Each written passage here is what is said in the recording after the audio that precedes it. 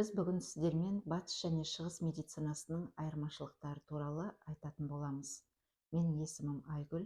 19 жылдан бері шығыс медицинасының білікті, тәжірибелі маманынан білім алып, халыққа ол туралы насихаттап келемін. Батыс медицинасындағы біз апталап қолданатын дәрі-дәрмектер соғыс кезінде дамыған. Ол жедел жәрдемге керек. Аяқ асты хирургиялық қажеттілік туындаған жағдайда. Батыс медицинасында емделетін дәрі-дәрмектердің нәтижесі 30% ғана.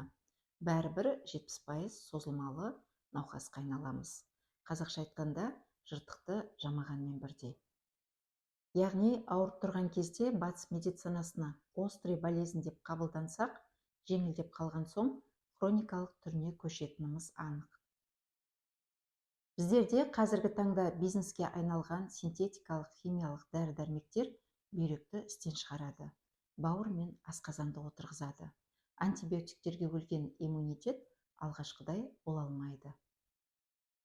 Қазір нәтиже бергізген дәріні уақыт өте келе бауыр оны танымайды, табиғи болмағандықтан.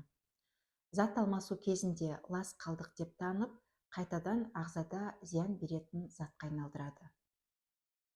Енді мен сіздерге 5000 жылдық тарихы бар шығыс медицинасы туралы айтатын боламын.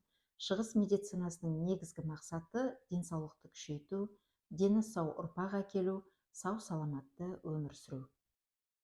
Сол себепті шығыс медицинасы дерт неден пайда болды, оны болдырмаудың жолы бар ма деген сұраққа жауап беріп, көзге көрінген аурумен емес, оның туындау себебімен айналысып, дерттен түбегейлі құтылуға жұмыс жасайды.